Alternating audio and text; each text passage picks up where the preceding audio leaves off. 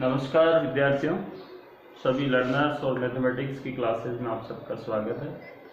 आज अपन लोग बात करेंगे सारणी के गुणधर्म की और प्रॉपर्टीज ऑफ डिटरमिनेंट की। सारणी के जो गुणधर्म है बोर्ड एग्जाम में सीधा बोले आरबीसी हो सीबीएसई हो पक्का क्वेश्चन पूछा जाता है। तो क्या प्रॉपर्टीज है और किस टाइप के क्वेश्चंस बनते हैं, तो अपन धीरे धीरे जो प्रैक्टिस करते जाते हैं जो अपना काम बनता जाता है। तो सारणी के गुणधर्म में अगर अपन बात करें तो सबसे फर्स्ट गुणधर्म ले रहे हैं अपन del equals to del T. याद है डेल एक तरह से डिटरमिनेंट को रिप्रेजेंट करते हैं। तो del equals to del T का जो भावार्थ है वो ये है कि कल को आपके पास में कोई भी डिटरमिनेंट है, जैसे ये 1 2 3 4 राइट है। अगर आप इसका ट्रांसपोज अगर पूरे को कर देते हो, ट्रांसपोज का मतलब समझ गया ना, जो भी रो है उसको कॉलम में बदल दिया और इसमें भी कॉलम में बदल दिया।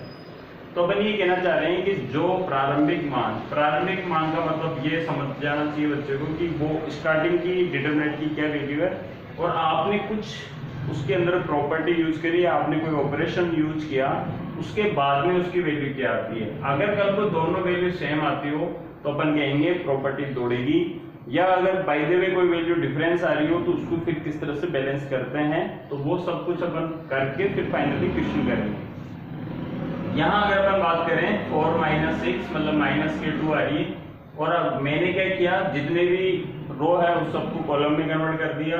तो यहाँ पे मैंने देखा तो यहाँ पे मेरे पास में वैल्यू -2 आ रही है। इसका मतलब फर्स्ट प्रॉपर्टी ये कहती है कि अगर आपके पास में जो भी डिटरमिनेंट क्वेश्चन में गिवन है और अगर आपको कल को प्रूफ के अकॉर्डिंग काम करना होता है और प्रूफ के अकॉर्डिंग काम करने में अगर आपको लग रहा है कि साहब अगर सभी रो को कॉलम बना दिया जाए या सभी कॉलम को रो बना दिया जाए तो ऐसा करने पर कोई भी चेंजेस नहीं होगा। तो ये है अपनी नंबर 1 प्रॉपर्टी। लैंग्वेज में निकल नहीं रहा, केवल बोल के सुना रहा हूं आपको। फर्स्ट प्रॉपर्टी क्या कहती है, del equals to del T. Mathematical form ध्यान रखेंगे यहाँ पे। सेकंड प्रॉपर्टी पे चलते हैं। सेकंड प्रॉपर्टी ये कहती है कि कल को अगर आपकी इच्छा हो गई किसी भी दो रो या कॉलम को आपस में चेंज कर रहे हो, आपकी इच्छा हो गई कि मैं C2 की जगह C1 लिखना चाहता हूँ। ये इस तरह से जो लिखते हैं ना, इनको मैथमेटिक्स में ऑपरेशन बोलेंगे, और इन्हीं ऑपरेशन से जो आपका एग्जामिनर होगा उसको पता चलता है कि फाइनली आप क्या करने वाले हो, क्योंकि मुंह से तो कहते नहीं हो और पूरा आपको लिखना नहीं है कि मैंने R2 की जगह R1 लिख रहा हूँ। तो इस तरह के जो सिंबल्स होते हैं इनसे वो वाकिफ आप फेमिलियर होता है और आप भी धीरे धीरे फेमिलियर हो जाओ। इनके सिंबल से ही मतलब इन तरह की जो संक्रियाएं होती है इनसे ही चेक करने वाले को पता चलता है कि स्टूडेंट ने क्या किया है। तो इसका मतलब ये है कि आपने जैसे ये वाला डेट ले लेते हैं, कुछ और ले लो, जैसे मैंने ले लिया 3 4 2 1। ये मेरे पास में प्रारंभिक है। मैंने क्या किया, R1 की जगह R2 लिख रहा हूँ सब। तो ये मेरी प्रारंभिक है जिसका आंसर है -5 3 - 8 = -5। अब मैं क्या कर रहा हूँ कि मेरी इच्छा हो गई कि इस R1 की जगह यार R2 आ जाए और R2 की जगह R1 आ जाए। वैसे मजे ले रहे हैं, तो यहाँ 2 1 ऊपर चला गया, 3 4 नीचे आ गया। ऐसा करने के बाद में मैंने देखा कि मेरे आंसर पे कोई चेंजेज आया है क्या, तो मेरे आंसर पे बिल्कुल चेंजेज आ रहा है, लेकिन संख्यात्मक वैल्यू और न्यूमेरिकल वैल्यू वही आ रही है 5। तो मैं देख रहा हूँ कि अगर मैं इस तरह का कोई ऑपरेशन यूज करूंगा तो फाइनली कुछ ना कुछ चेंजेस होगा, और चेंजेस अगर मैथमेटिक्स में हो रहा है तो उसको बैलेंस करते हैं, तो मैं यहाँ पे माइनस यूज करूंगा। इसका मतलब मुझे ये पता चला कि किसी भी डिटरमिनेंट में अगर मैंने कितनी भी दो रो को या कॉलम को आपस में इंटरचेंज किया तो उसका साइन चेंज हो जाएगा। क्या चेंज हो जाएगा, साइन। ये संख्यात्मक क्वेश्चन है, आपको जितने भी क्वेश्चन मिलेंगे प्रूफ वाले वो सारे के सारे आपको कोई ना कोई वेरिएबल में मिलेंगे ABC XYZ की फॉर्म में। जैसे मैंने आपको कोई क्वेश्चन दिखाया, क्वेश्चन है कि साहब सिद्ध कीजिए, क्या प्रूफ करना है आपको। आपके पास में कोई क्वेश्चन है ABC XYZ PQR equal to है, आपके पास में क्वेश्चन है PQR राइट है, ABC और XYZ, ये आपको प्रूव करना है। इससे ये ऐसा लाना है आपको बाय प्रॉपर्टी। प्रॉपर्टी जब भी क्वेश्चन में कोई प्रूफ वाला क्वेश्चन आ जाए और आप प्रॉपर्टी यूज कर रहे हैं तो प्रॉपर्टी का मतलब होता है बिना किसी प्रसार के आपको ये सॉल्व करके आंसर लाना होता है। तो मुझे इससे ये वाला प्रूव करना है। तो सबसे पहले इसमें देखिए क्या, इसमें एबीसी है, इसमें भी एबीसी है, यहाँ भी एक्स वाई जेड है, यहाँ भी एक्स वाई जेड है, पी क्यू आर मतलब एलिमेंट सब में दोनों में सेम है। बस पूरी कहानी में यही है कि इसमें सेकंड नंबर की रो है, इसमें फर्स्ट नंबर की है। तो उसके पास में दिमाग क्लिक करेगा कि हाँ यार मैंने ऐसी कोई प्रॉपर्टी में जानता हूँ, फिक्स नहीं है कि सेकंड नंबर पे प्रॉपर्टी है, या मैं ऐसी प्रॉपर्टी जानता हूं, क्योंकि क्वेश्चन में गिवन नहीं होगा कि आपको कौन सी प्रॉपर्टी यूज करनी है। जो जो आप प्रैक्टिस करोगे आपके अंदर निखार आता जाएगा, और अगर आप में निखार आ गया तो बस दिख जाओगे आप।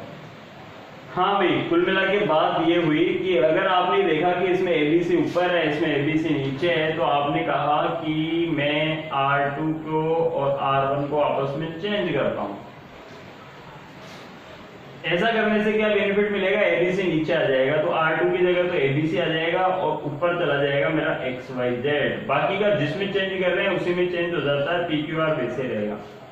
और कौन सा साइन होगा, माइनस का। बस यही इन्हीं का नाम प्रॉपर्टी। आपने पढ़ा कहीं पर कि मैं इस तरह से दो रो या दो कॉलम को चेंजेस करता हूं तो साइन चेंज हो जाता है, यहाँ प्लस है तो यहाँ माइनस लगाना ना भूलें। क्लियर है यहाँ तक? फिर भी देखा आपने कि प्रूफ तो हुआ ही नहीं। प्रूफ में ये पता चला कि एबीसी तो चलो बीच में आ गया, तो अब मेरा एक बार और दिमाग क्लिक करा कि मैं इसी प्रॉपर्टी को दोबारा यूज करता हूँ। अब की बार जहां R1 है वहां पे R3 रख देता हूँ और R3 की जगह R1 कर देता हूँ। तो इस तरह का जो सिंबल है, याद है ये केमिस्ट्री में पढ़ते हैं अपन, कौन सी वो उपकरणीय अभिक्रिया टाइप, राइट है, रिवर्सिबल रिएक्शन हो ना, वैसे कि इसकी जगह ये आ गया, इसकी जगह ये, दोनों तरफ से काम चल रहा है। एरो केवल ऐसा नहीं है, अगर दोनों तरफ से काम चल रहा है, इसका मतलब इसकी जगह ये रिप्लेस, इसकी जगह ये रिप्लेस, तो वापस से साइन प्लस का हो गया माइनस का था। तो इस तरह का साइन चेंज होता है। यहाँ हो गया आपके पास PQR, ऊपर चला जाएगा, ABC अपनी जगह पे रहेगा और एक्स वाई जेड हो जाएगा। तो फाइनली आपको जो चाहिए था वो आपने क्या कर दिया, प्रूव कर दिया। वापस से सेकंड प्रॉपर्टी क्या कहती है कि किन्हीं भी डिटरमिनेंट में अगर किन्हीं भी दो रो या कॉलम को आपस में चेंज करते हो तो उसका साइन चेंज हो जाएगा। साइन चेंज का भावार्थ ये है कि प्लस का माइनस हो जाएगा, माइनस का प्लस हो जाएगा। तो फाइनली आपको न्यूमेरिकल क्वेश्चन मिलकर इस तरह का कोई क्वेश्चन मिलता है तो अपन इस तरह से प्रॉपर्टी यूज करते हैं। तो मैंने दो प्रॉपर्टी आपको बताया। फर्स्ट ये है कि अगर आप कंप्लीटली रो को कॉलम में या कॉलम को रो में कन्वर्ट कर देते हो means del equals to del T होता है, कोई प्रॉब्लम नहीं है। सेकंड में R1 की जगह R3 बिल्कुल ले जा सकते हैं, बट ले जाते हो तो साइन चेंज करना है। क्यों? क्योंकि जो स्टार्टिंग की जो डेल होती है और अपन ऐसा करने के बाद में जो डेल बनता है उसमें कुछ ना कुछ चेंजेस आता है, वो चेंजेस का नाम साइन है। तो अगर पहले से प्लस है तो फिर माइनस, माइनस है तो प्लस। यहां तक की स्टोरी समझ में आ गई?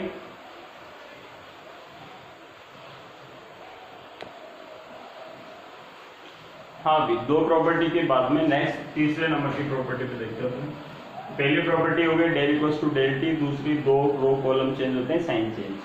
तीसरी प्रॉपर्टी की बात अपन कर रहे हैं, अपन जानते भी हैं अगर कल को किसी भी डिटरमिनेंट में अगर किसी भी रो के सभी एलिमेंट्स या फिर किसी भी कॉलम के सभी एलिमेंट्स जीरो हो जाए तो उसकी वैल्यू क्या होती है, जीरो होती है, राइट है। फोर्थ प्रॉपर्टी की अगर अपन बात करें कि किसी भी डिटरमिनेंट के अंदर, जैसे यहाँ पे 1 2 3, यहाँ पे 5 7 8 लिखा हुआ है, यहाँ पे 1 2 3 लिखा हुआ है। चौथी प्रॉपर्टी ये कह रही है कि किसी भी डिटरमिनेंट के अंदर अगर दो रो, कम से कम दो रो या फिर दो कॉलम अगर आपस में इक्वल दिख जाते हैं, एक जैसे दिख जाते हैं, जैसे यहाँ पे 1 2 3 है और यहाँ पे भी क्या है 1 2 3, तो उस डिटरमिनेंट की वैल्यू भी क्या होगी, जीरो। सर दिखाओ। तो इसका प्रसार कर देते हैं R1 के सापेक्ष, केवल समझाने के लिए। बाकी कब आने वाले टाइम में प्रॉपर्टी क्या करती है, आपकी स्पीड बढ़ाती है। प्रॉपर्टी से आप क्या करते हो कि चीजों को जल्दी एनालिसिस करते हो, जल्दी आंसर तक पहुंचते हो। तो इस तरह से हेल्प करती है। अपन प्रसार करते हैं, टाइम लगता है। यहाँ पे मैंने लिखा 1, ये गायब 21 आ गए और इधर हो गए माइनस के 16, माइनस के 2 आ गए, ये गायब 15 माइनस 8 हो गया, प्लस के 3 के नीचे वाले दोनों गायब, 10 माइनस 7 हो गया।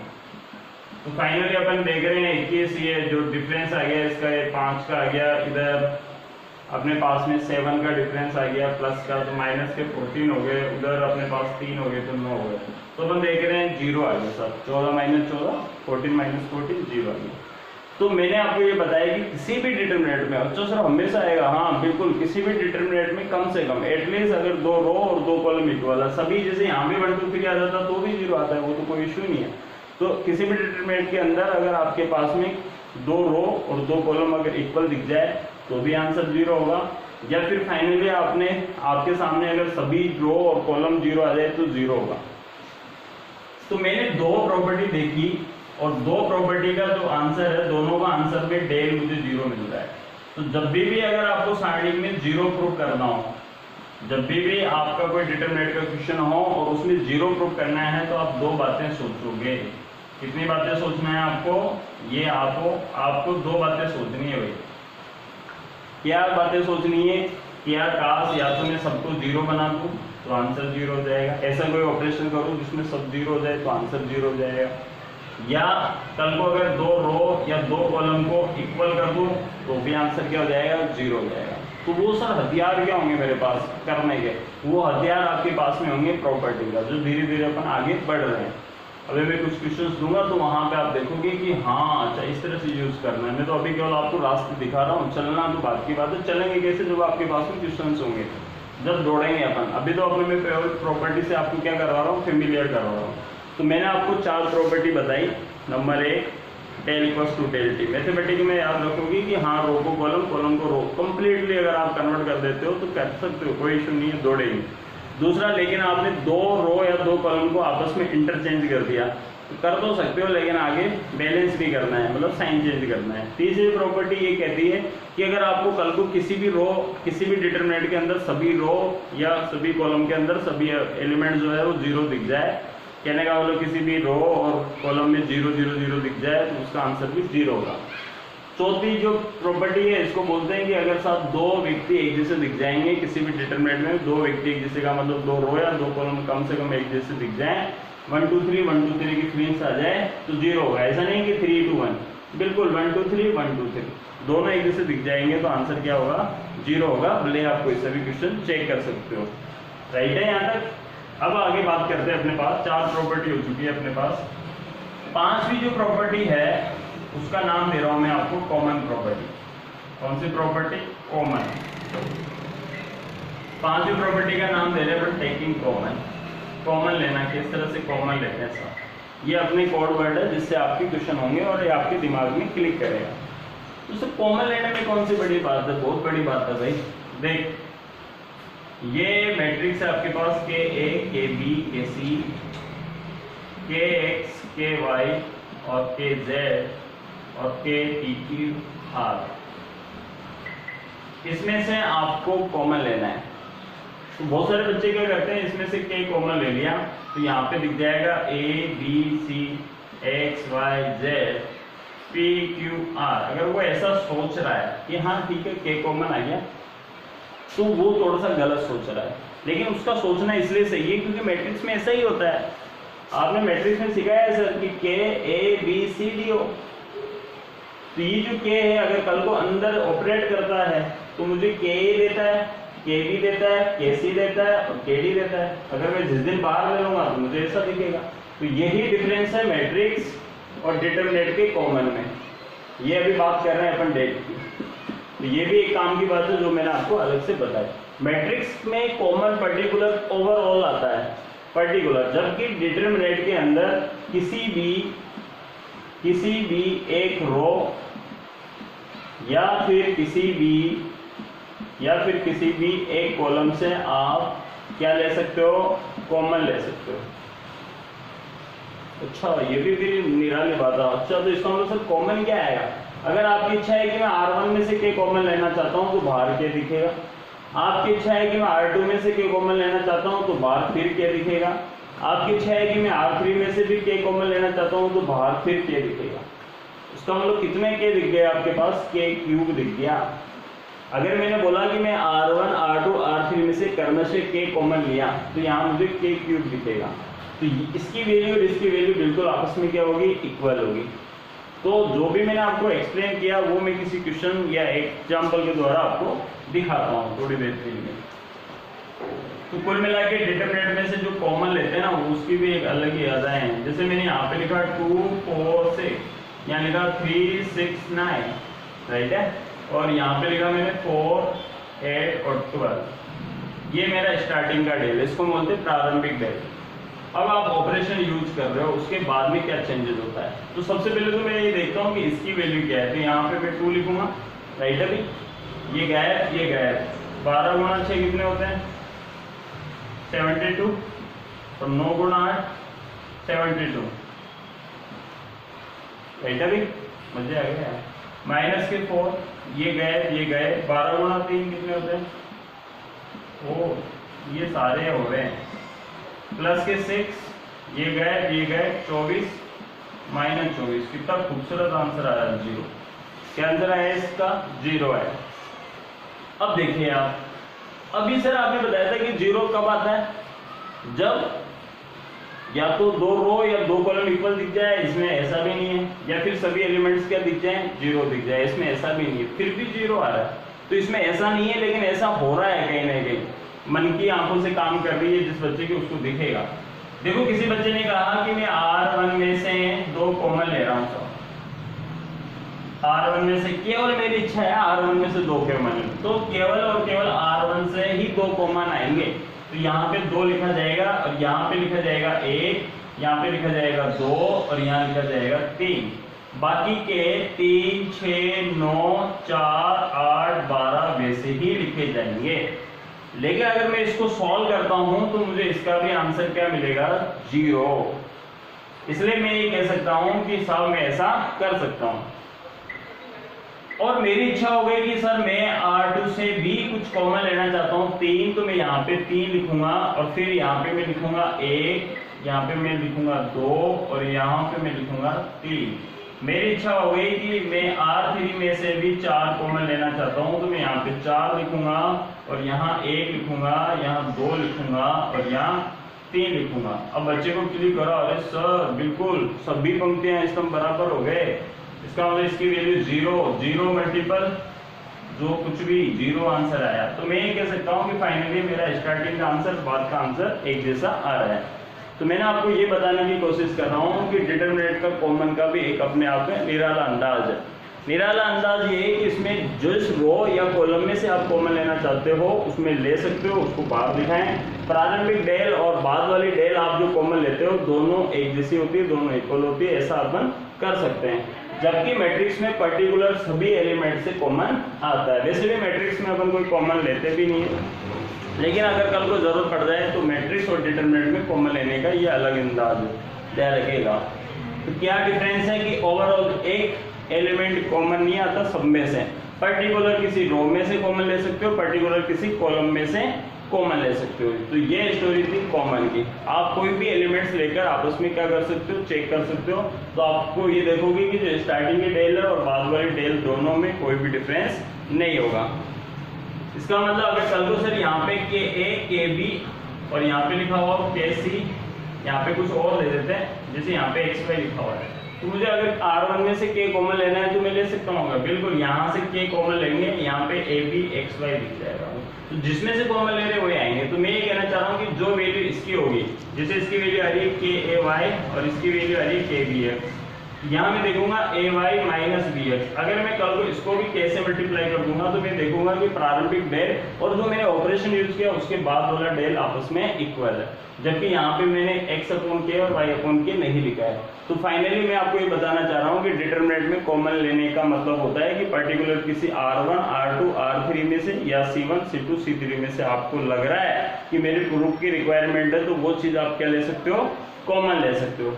यहाँ तक की स्टोरी समझ में आ गई। तो ये जो मैं आपको बता रहा था ये स्टोरी थी कॉमन की। अब बात आती है कि सर कल को मेरी इच्छा हो गई प्रूफ को देख के कॉमन की जगह मल्टीप्लाई की। मैं आपसे कह रहा हूं कि ये डेल है, यहाँ पे लिखा हुआ है 1 2 3 4, राइट है भाई। नेक्स्ट प्रॉपर्टी पे जा रहे हैं 6 पे। फिफ्थ वाली प्रॉपर्टी क्लियर हो गई। 6 प्रॉपर्टी को नाम दे रहा हूं मल्टीप्लाई। आपकी इच्छा हो गई कि मैं किसी नंबर से मल्टीप्लाई करना चाहता हूँ, बस वो ध्यान रखिएगा वो नंबर 0 नहीं होना चाहिए। ऐसा नहीं कि 0 से मल्टीप्लाई करके आंसर ही 0 लिया।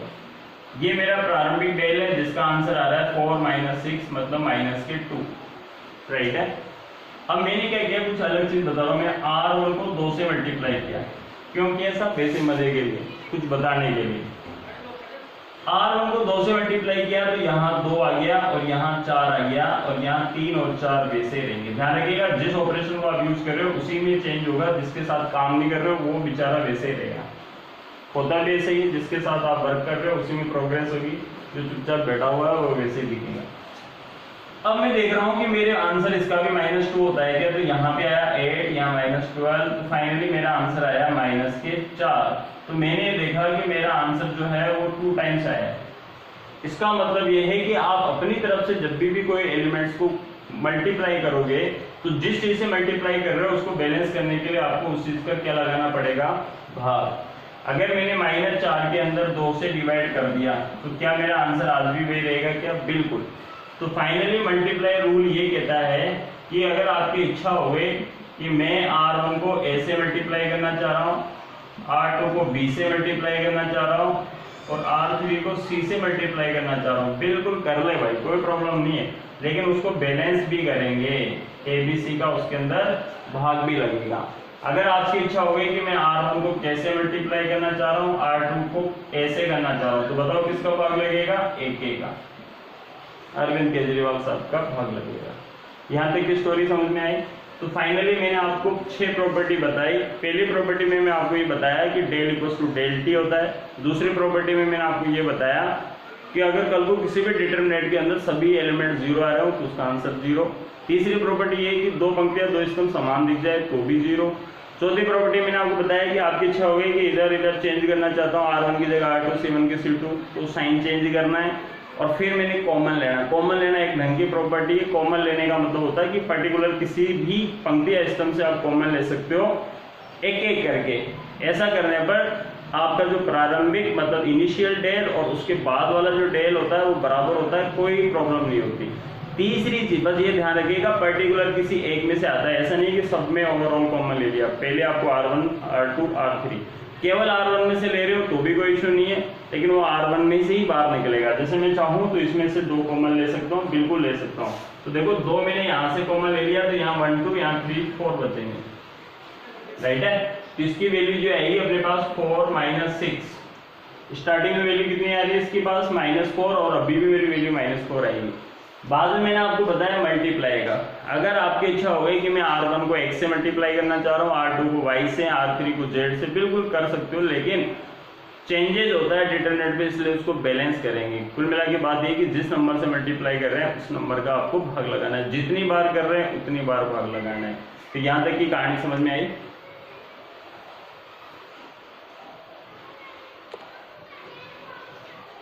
अभी नेक्स्ट प्रॉपर्टी की बात कर रहे हैं अपन 7 नंबर की। जो भी है नंबर कोई मतलब नहीं है, आपको दिमाग में रखना है। अगली जो प्रॉपर्टी है उसका नाम दे रहे हैं अपन इनसाइड प्रॉपर्टी।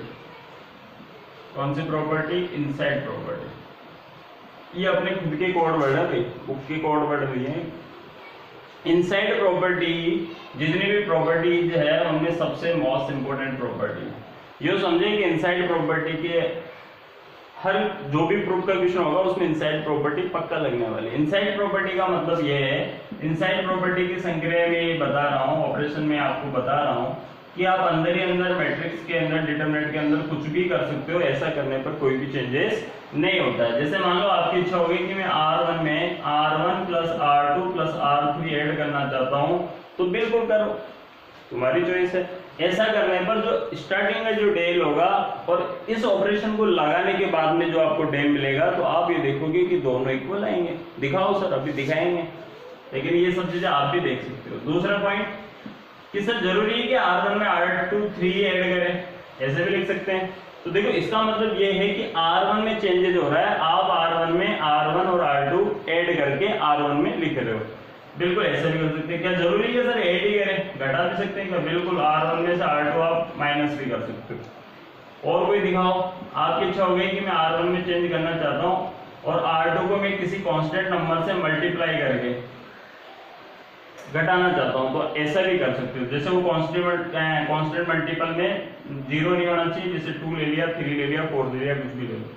पांचवा जरूरी है कि सब R1 के साथ ही काम करो, C1 के साथ भी कर सकते हो आप। C1 plus C2 plus C3 भी लिख सकते हो।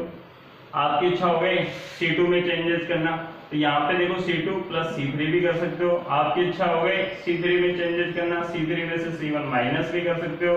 आपकी इच्छा हो गई कि C1 वैसे और C2 के अंदर कुछ नंबर से डिवाइड करके मैं ऐसा कुछ काम करना चाहता हूँ, तो ऐसा भी आप कर सकते हो। आपकी इच्छा होगी C1 वैसे ही और C2 को मैं 3 से मल्टीप्लाई करके माइनस करना चाहता हूँ वैसे ही, और भी कोई ऑपरेशन आप सोच सकते हो। प्लस माइनस के साथ काम करेगा, ध्यान रखिएगा। तो ये जो प्रॉपर्टीज है, ये जो मैंने इतने सारे ऑपरेशन बताए हैं, और भी कोई ऑपरेशन आप जनरेट कर सकते हो और अप्लाई कर सकते हो। तो ये सबसे ज्यादा काम का ऑपरेशन है, और ऐसा करने पर डिटरमिनेंट में कोई चेंजेस नहीं आता, अंदर ही अंदर ये काम होता है। बाहर से मल्टीप्लाई नहीं कर रहे, किसी ऑपरेशन में पर्टिकुलर 2 से मल्टीप्लाई करके माइनस कर रहे हैं, ध्यान रखिएगा। ऐसा नहीं है कि सर आपने तो कहा था मल्टीपल में करते हैं तो डिवाइड करना पड़ेगा, वो सिंगल एलिमेंट्स के लिए यहाँ पे कुछ ना कुछ अलग कर रहे हैं। अब मैंने कोई भी डेल दिखा रहा हूँ आपको, स्पीड के लिए ले लिया अपन ने 1 0 -1 2 0 4 और 0 3 6, ज्यादा जीरो इसलिए ले लिया कि जल्दी सो जाए थोड़ा वो। हाँ भाई, किसके साथ प्रसार करें सर? जल्दी के लिए C2 के साथ प्रसार करो। प्लस माइनस प्लस माइनस, ध्यान रखिएगा ये वाला आदमी माइनस थी। उम्मीद है साइन लगाना आप सीख गया। ये कौन है? A32 है। A32 बोले तो विषम है, विषम है तो माइनस। ये गायब, ये गायब। 4 को 1 से मल्टीपल किया, 4 + 2 मतलब 6, मतलब माइनस के 18 आ जाएगा। ये डिटरमिनेंट की वैल्यू क्या आएगी? 18। तो ये अपने पास में प्रारंभिक है, इसको बोल रहा हूं मैं प्रारंभिक। अब मैं कुछ ऑपरेशन यूज कर रहा हूं, इनमें से कोई सा भी आप ऑपरेशन यूज कर सकते हो। जैसे सपोज सर ये सेकंड वाला दिखाओ, तो सेकंड वाला ऑपरेशन का मतलब है कि आप R1 में R2 ऐड कर रहे हो। तो ये ऑपरेशन आपको लिखना पड़ेगा, तो ही टीचर जो आपको कॉपी चेक कर रहा है उसको पता चलेगा कि स्टूडेंट ने ये काम किया है। ध्यान रखिएगा, चेंजेस केवल R1 में होगा, R2 R3 वैसे लिखी जाएगी। तो ये 204 वैसे लिखा जाएगा और 036 भी वैसे ही लिखा जाएगा। मतलब आपका R1 और R2 बिल्कुल वैसे ही लिखे जाएंगे। चेंजेस केवल किसमें हो रहा है? R1 में। R1 में कैसा चेंजेस हो रहा है? R1 में आप R1 और R2 को ऐड कर रहे हो, ठीक है। तो देखो 2 में 1 ऐड किया 3 आ गया, 0 में 0 ऐड किया 0 आ गया, और ये दोनों को ऐड करेंगे तो भी 3 आ गया, 4 - 1 3। तो ये R1 में चेंजेस हो गया। ऐसा करने पर भी अगर इसकी वैल्यू -18 अगर आती है तो अपन कहेंगे कि बिल्कुल जोड़ रहा है सर ये तो चेक करेंगे। वही सीधा सीधा C2 के साथ कर लिया, प्लस माइनस, ये कुल मिला के माइनस प्लस माइनस, माइनस के 3 हो गए, ये गायब 12 और इधर हो गए माइनस के 6। आप देख रहे हो इन दोनों का डिफरेंस 6 आ रहा है, तो माइनस के 3 × 6 माइनस के 18। तो मैंने आपसे बोला कि जो आपका जो इनिशियल डेल है और आपने ऑपरेशन के बाद में जो आपको डेल मिल रहा है, ऐसा करने पर भी कोई चेंजेस नहीं आ रहा है। इनमें से कोई भी प्रॉपर्टी अपन यूज कर सकते हैं। और दिखाता हूँ, ये तो हो गई नंबर 1। जैसे आपकी इच्छा है कि कोई से भी दिखाओ सर, ये वाले दिखाओ 4th नंबर के। तो R1 वैसे ही है, R1 में आप क्या कर रहे हो? 2 × R2 को करके माइनस कर रहे हो, तो केवल चेंजेस R1 में होगा। ध्यान रखिएगा R2 R3 वैसे लिखे जाएंगे, तो 2 0 4 और 0 3 6 वैसे लिखे जा रहे हैं। R1 के एलिमेंट में, R1 का एलिमेंट कौन है? 1 दिख रहा है आपको, 1 ये R1 का एलिमेंट, ये वाले एलिमेंट है। आप क्या कर रहे हो? R2 को 2 से मल्टीप्लाई करके माइनस कर रहे हो, तो 2 तो पहले ही है, 2 से मल्टीप्लाई करते 4 आया, कुल मिला के फाइनली यहाँ कितना मिला? -3। ठीक है, आगे आ जाओ। आगे आपने किया, ये 0 है और आप इसको 2 से मल्टीप्लाई करोगे तो भी 0 ही रहेगा, तो यहाँ पे क्या आया? 0। आगे आ जाओ, इसको 2 से मल्टीप्लाई की, -1 है, 2 से मल्टीप्लाई किया 8 आया, माइनस करते माइनस के 9 आए, तो यहाँ पे लिखा -9। अब मैं क्या कर रहा हूँ? वही C2 के सापेक्ष प्रसार कर रहा हूँ, वही -3, ये गायब ये गायब, किसी के भी सापेक्ष प्रसार कर लेना भाई, प्लस के 18। तो फाइनली मैं देख रहा हूँ इसका भी आंसर -18 आ रहा है। तो मैंने आपको क्या बताया, इनमें से कोई भी ऑपरेशन आप यूज करिए, प्रैक्टिस करिए। इनसाइड प्रॉपर्टी सबसे इंपॉर्टेंट प्रॉपर्टी है, प्रूफ एलोकेशन में इसका सबसे ज्यादा यूजफुल है, तो मैंने इसका नाम दे दिया अंदर ही अंदर। आप कुछ भी काम करें, बाहरी रूप से, बाहरी आक्रमण नहीं होना चाहिए, इनसाइड का मतलब अंदर ही अंदर का काम होना चाहिए। तो इस तरह के कोई भी ऑपरेशन आप यूज करोगे तो आप देखोगे जो आपका इनिशियल डेल था और ऑपरेशन लगाने के बाद में डेल एक जैसा आएगा। ओके, तो आप इसका स्क्रीनशॉट लो।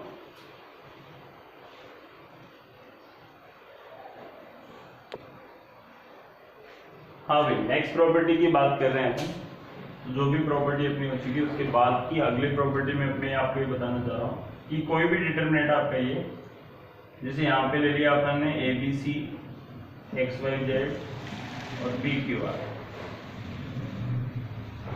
किसी भी रो और कॉलम में अगर कोई प्रॉपरली कोई कांस्टेंट ऐड हो रहा है, जैसे यहाँ पे C1 के अंदर सब जगह के नाम का आदमी जुड़ा हुआ है। तो आप जब भी आपको ऐसे दिखे तो आप इसको दो अलग अलग डेट की फॉर्म में लिख सकते हो, AXP BYQ CZR plus KKK BYQ और CZR।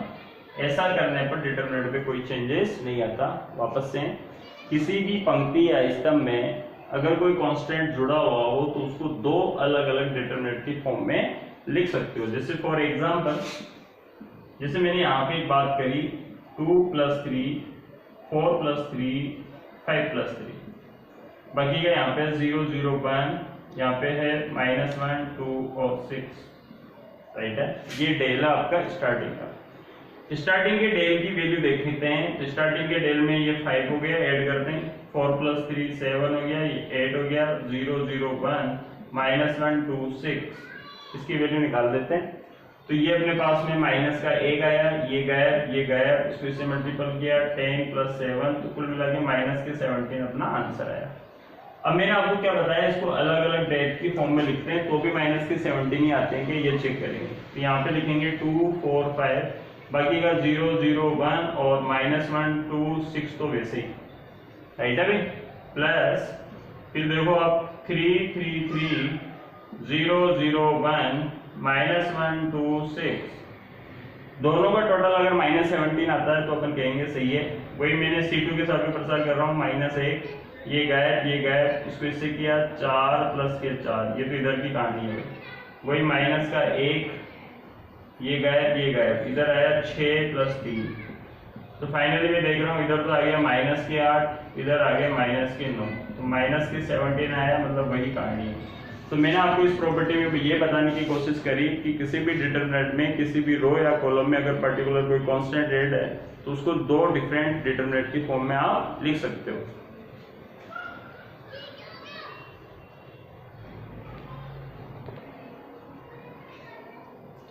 हाँ भाई, एंड लास्ट प्रॉपर्टी देखिए एक और, याद है किसी को तरबूजाकार मैट्रिक्स A B C के ऊपर के सभी एलिमेंट 0 हो जाए, मतलब यहाँ पे कुछ भी आ जाए आपके पास 2 4 5, तो मैंने आपको बताया था कि किसी भी प्रिंसिपल डायग्राम मुख्य विकर्ण के ऊपर के सभी अवयव अगर 0 हो जाए या नीचे के सभी अवयव 0 हो जाए तो उसको अपन त्रिभुजाकार मैट्रिक्स, तरबूजाकार मैट्रिक्स, ट्रायंगुलर मैट्रिक्स बोलते हैं। तो किसी भी डिटरमिनेंट की फॉर्म ऐसी हो जिसमें ट्रायंगुलर मैट्रिक्स आपको नजर आए तो उसकी वैल्यू आप डायरेक्टली दे सकते हो, उसकी वैल्यू जाएगी ABC में, मतलब उसका आंसर जो है वो किसके इक्वल आएगा, ABC, मतलब मुख्य विकर्ण के अवयवों का गुणनफल, मुख्य विकर्ण के अवयवों का गुणनफल, product of principal diagonal, right है भाई। तो मुख्य विकर्ण के अवयवों का गुणनफल आएगा। जैसे मैंने आपको कहा कि यहाँ पे 1 है, यहाँ 0 0 है, यहाँ पे 2, यहाँ 0, यहाँ पे कुछ भी ले लो 4, यहाँ 0, यहाँ 6, यहाँ -10 या 5, ये कोई क्वेश्चन है।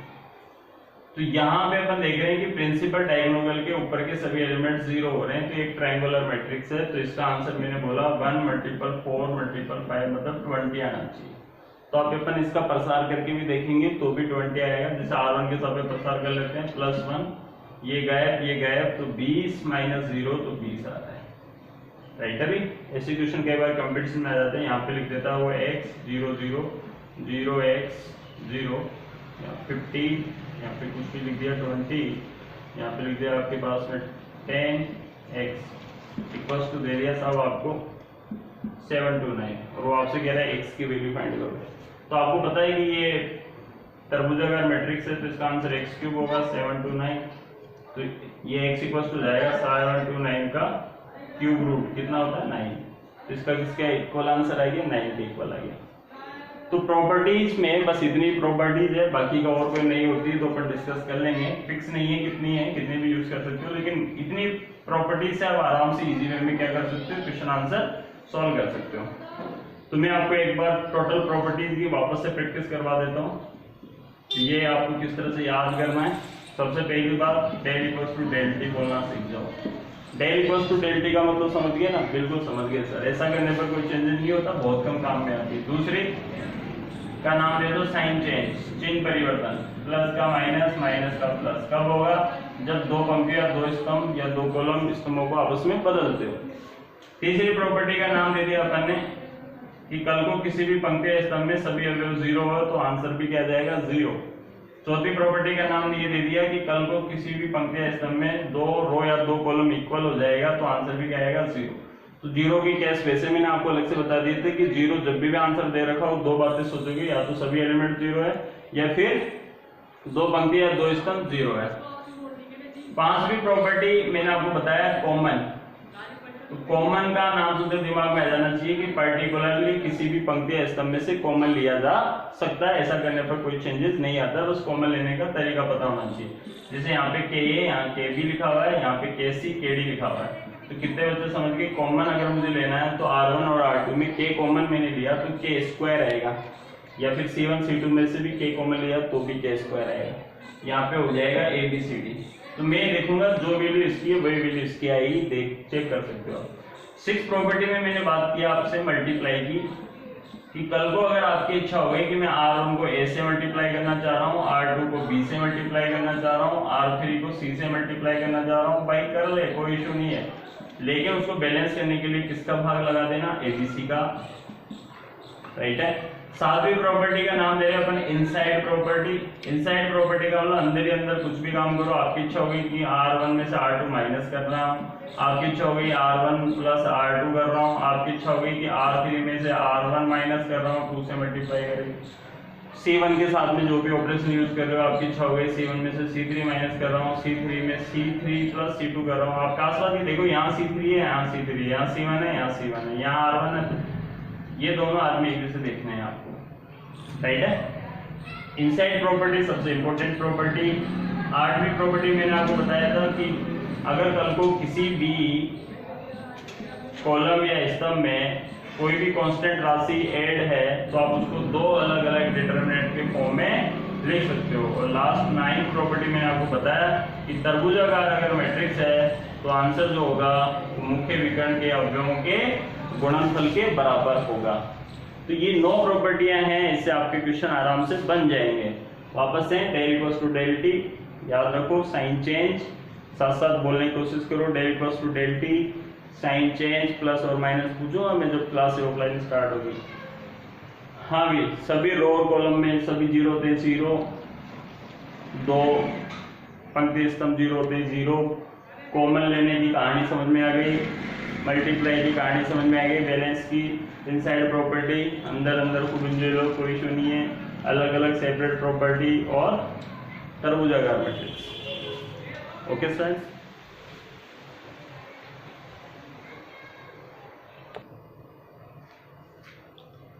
हाँ भाई अपन अब प्रॉपर्टी से रिलेटेड कुछ क्वेश्चन लेते हैं ना, छोटे छोटे से शुरुआत करते हैं फिर आगे बढ़ेंगे अपन।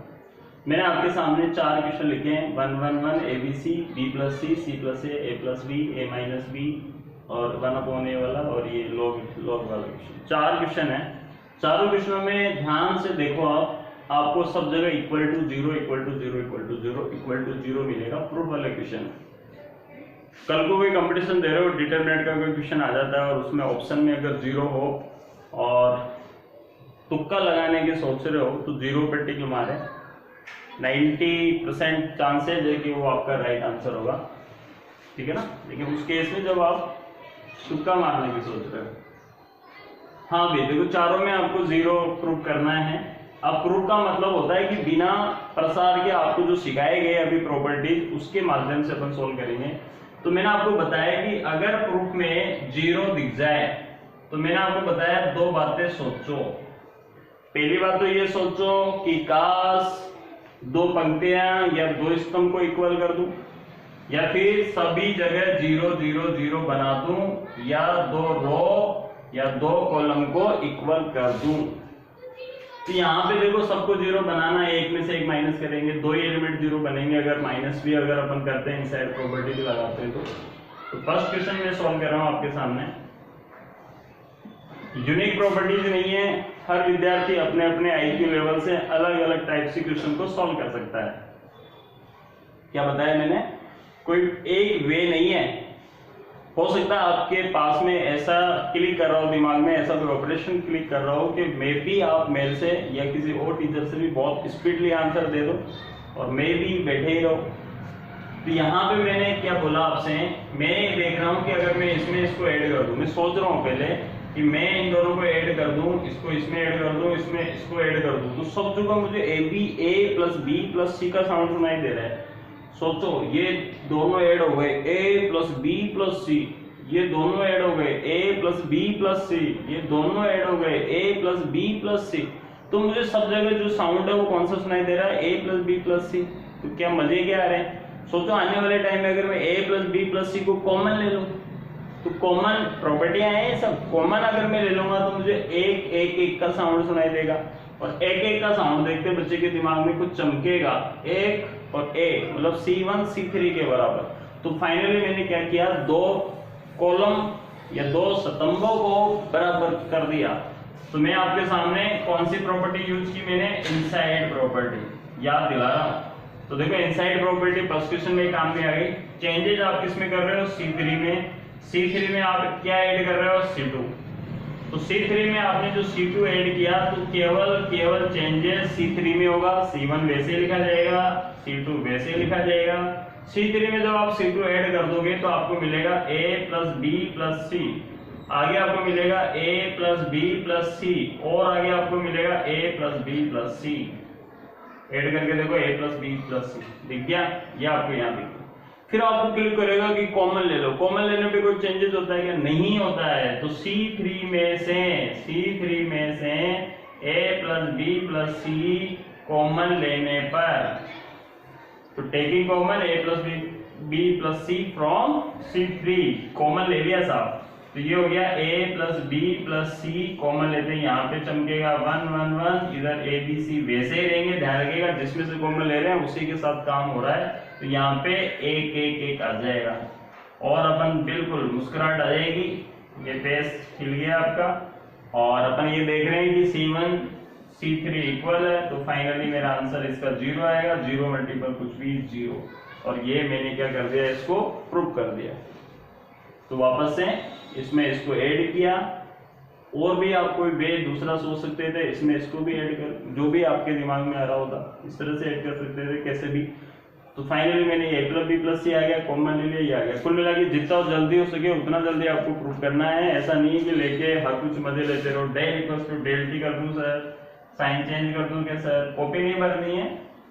जितना हो सके उतने कम समय में अपन को आंसर भी देना है। हालांकि इजी क्वेश्चन है, एग्जाम में आसानी पूछे जाते हैं। सेकंड क्वेश्चन कर रहा हूँ मैं आपके सामने। सेकंड क्वेश्चन में देखो अपने आप में कुछ अलग ही पैटर्न है। प्रूफ में वही 0 है, 0 अगर प्रूफ में आता है तो वही दो बातें सोचूंगा, या तो सबको 0 बना लूं या फिर सबको हीरो बना लूं, है ना। देखो यहाँ पे ढंग से देखो, A minus A, B minus B, C minus C, मजे आए, plus minus M minus M minus N plus N, P minus P, X minus X, Y minus Y minus Z plus Z। कुल मिला के सबको जोड़ दो, जोड़ने पर सब कटेंगे और आंसर 0 देंगे।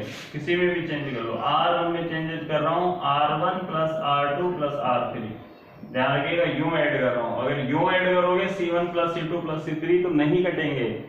R1 में चेंजेस देखो इस तरह से, A और माइनस A कट गया, B से B कट गया, C से C कट गया, तो 0 आ गया। इसी तरह से आगे भी 0, ये भी 0। बाकी के सब कुछ वैसे रहेंगे, B minus C, N minus P, Y minus Z, C minus A, P minus M, Z minus X। लेकिन सभी एलिमेंट 0 गए, आंसर क्या आ गया, 0 आ गया। क्लिक करा। चलो तीसरा अच्छा क्वेश्चन है। तीसरे भाई सब देखो, किसी को जोड़ने से काम नहीं चल रहा है। चलो बटे बटे को हटा देते हैं। देखो मैंने क्या किया, वही मल्टीप्लाई वाली प्रॉपर्टी लगा रहा हूँ।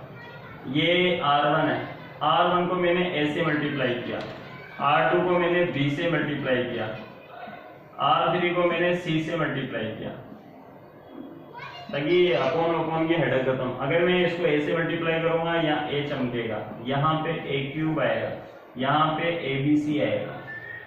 केवल R1 को A से मल्टीप्लाई, R2 को B से मल्टीप्लाई किया तो यहाँ बी आएगा, यहाँ बी क्यूब आएगा, यहाँ ए बी सी आएगा। यहाँ सी से मल्टीप्लाई किया तो सी क्या है, ए से मल्टीप्लाई कर रहा हूँ ना, तो ए से मल्टीप्लाई करने पर कैंसिल होगा तो एक आएगा भाई। इसी तरह से यहाँ पे भी एक आएगा और यहाँ पे भी सी से मल्टीप्लाई इस तरह से सी कट गया, एक आ जाएगा, राइट है। यहाँ पे आएगा सी क्यूब आ गया, ए बी सी आ गया। तो एक बच्चों को क्लिक करो, अरे सर डिवाइड तो करो, बिल्कुल कर रहे हैं साहब। किससे डिवाइड होगा, ए बी और सी, बैलेंस करेंगे ना मल्टीप्लाई वाला प्रॉपर्टी, बिल्कुल। अब तो सर मजे हैं, इसको कॉमन ले लो। तो देखो अगर ये सब बातें क्लिक कर रही है तो एबीसी कॉमन आ गया, नीचे एबीसी भाई सब कट गए, तो यहाँ पे एक एक एक और इधर भी एक एक एक, दोनों बराबर, और आंसर क्या दे गया, 0 दे गया। तो अगर मैंने मल्टीप्लाई किया तो उसको बैलेंस भी करना होगा। चलो आगे चलते हैं, चौथा क्वेश्चन कई बार एनडीए में भी आ जाता है भाई, एक्स ग्रुप वाई ग्रुप में भी आता है, कई बार कंपटीशन पूछा होगा। लोग कुछ याद दिला रहा है, क्या याद दिला रहा है, किसकी याद दिला रहा है, उसकी नहीं जो तुम सोच रहे हो, लोग याद दिला रहा है इसकी, ई की। लोग का जो बेस होता है वो ई होता है, जब नहीं भी दिखता है तो भी ई होता है, लेकिन यहाँ पे कुछ और है, यहाँ पे एक्स दिख रहा है भाई, यहाँ एक्स है, यहाँ वाई है। याद करो, लोग 11th क्लास में पढ़ाया था आपको, या आपको पता होगा। तो ई बेस बनाने के लिए आधार परिवर्तन प्रॉपर्टी, तो बेस प्रॉपर्टी लगाते हैं। तो यहाँ पे मैंने आपको सिखाया था, याद भी नहीं हो तो ऊपर वाले भाई साहब को ऐसे लिख दो, नीचे पे ऐसे लिख दो।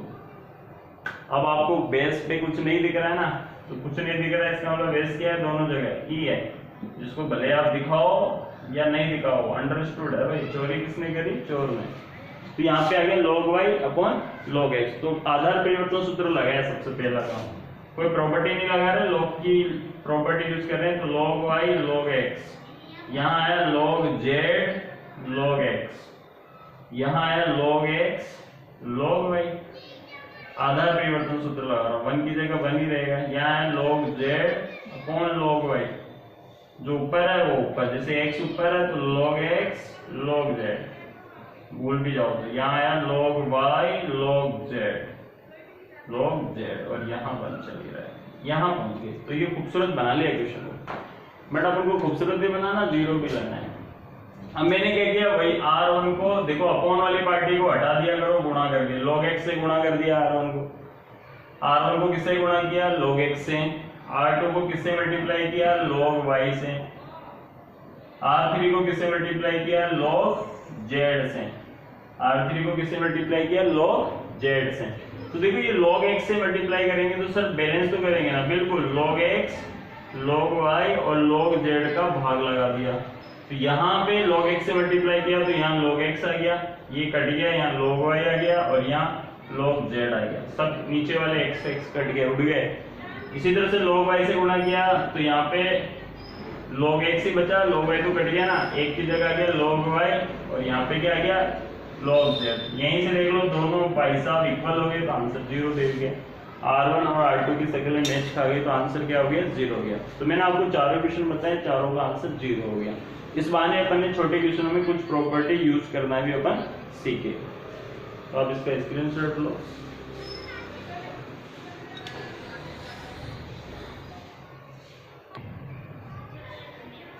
हाँ भाई, अब एक बहुत ही प्यारा क्वेश्चन दिखाता हूँ।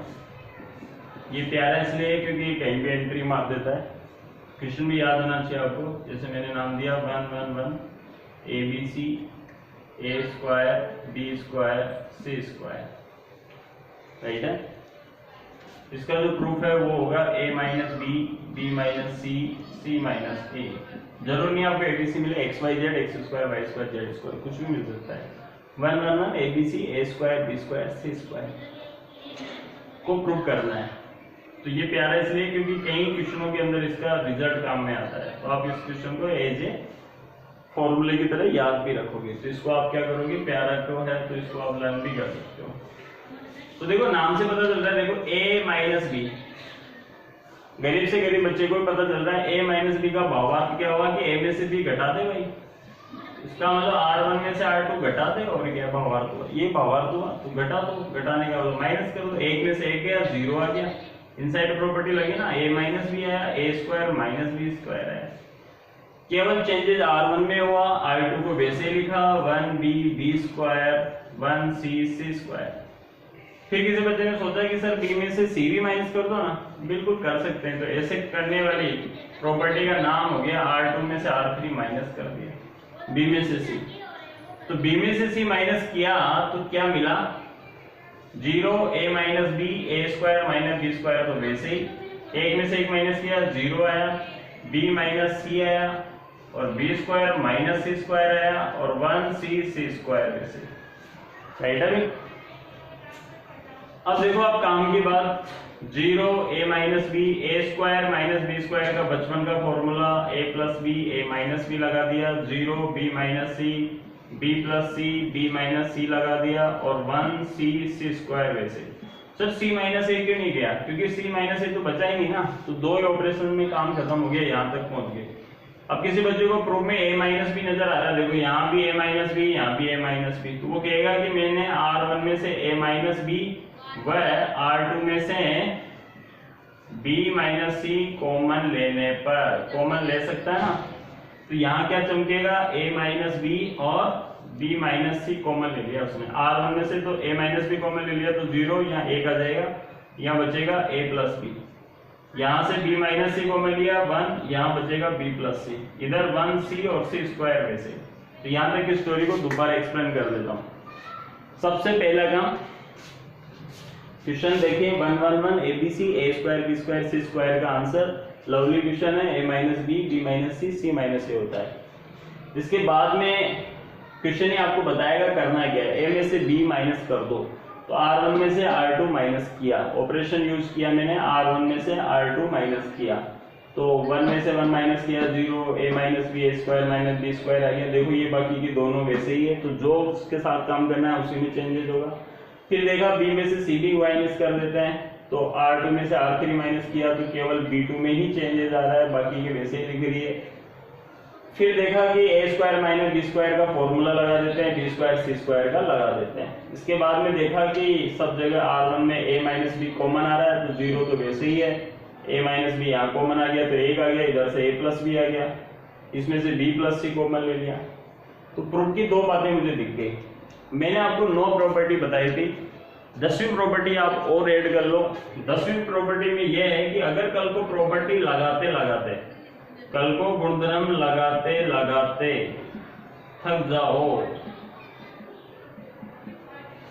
प्रॉपर्टीज लगाते लगाते थक जाओ और प्रूफ नहीं बैठे, और आपके डिटरमिनेंट में अगर कल को दो कम से कम एक ही रो या कॉलम में अगर 2 एलिमेंट 0 आ जाए तो आप प्रसार कर सकते हो। भाई क्या बोला मैंने कि आपने प्रॉपर्टी यूज करी फिर भी प्रूफ नहीं हुआ, प्रॉपर्टी लगाते लगाते आप थक गए, तो दो किसी भी डिटरमिनेंट के 2 एलिमेंट्स को कम से कम एक रो और कॉलम के 2 एलिमेंट अगर आपको 0 कर सको तो फिर आप क्या कर सकते हो, प्रसार कर सकते हो। इसमें तो 0 करने की जरूरत नहीं है, पहले से 0 मिल रहे हैं, जिसका प्रसार कर दो, किसके सापेक्ष कर दो, जो आपकी इच्छा हो, C1 के सापेक्ष कर रहा हूँ, प्लस माइनस प्लस का 1, ये गए, इसको इससे multiple b plus c minus a minus b, b से b कट गया, c माइनस a चमक दिया, तो फाइनली मेरा आंसर आ गया a minus b b minus c, और क्या चल रहा है c माइनस c, राइट है। तो यहां तक की बात हुई अपनी प्रॉपर्टी का, और अपन अच्छी क्वेश्चंस देखेंगे नेक्स्ट वीडियो में। Thank you for watching. Okay sir.